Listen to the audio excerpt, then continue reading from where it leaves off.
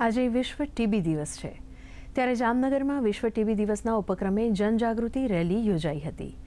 મહાનગરપાલિકાની સ્ટેન્ડિંગ કમિટીના ચેરમેન નિલેશભાઈ કગથરાએ રેલીને લીલી ઝંડી આપીને પ્રસ્થાન કરાવ્યું હતું, જેમાં જામનગર મહાનગરપાલિકાના શાસક જૂથના નેતા આશિષ જોશી ઉપરાંત અન્ય કોર્પોરેટર્સ અને જામનગર શહેરના અનેક તબીબી વિદ્યાર્થીઓ સહિત નાગરિકો જોડાયા હતા.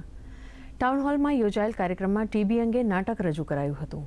ટીબી અંગે જનજાગૃતિનું કાર્ય કરતા ડોક્ટર્સને સન્માનિત પણ કરવામાં આવ્યા હતા.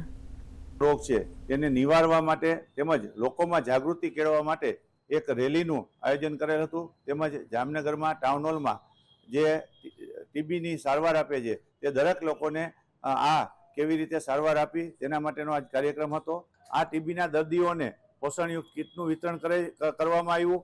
એમ સમગ્ર ભારતની અંદર અલગ અલગ સંસ્થાઓ દ્વારા આ ટીબીના દર્દીને જેને ટીબી થયું હોય તેવા દર્દીઓને દત્તક લઈ અને પોષણની કીટોનું વિતરણ કરવામાં આવે છે.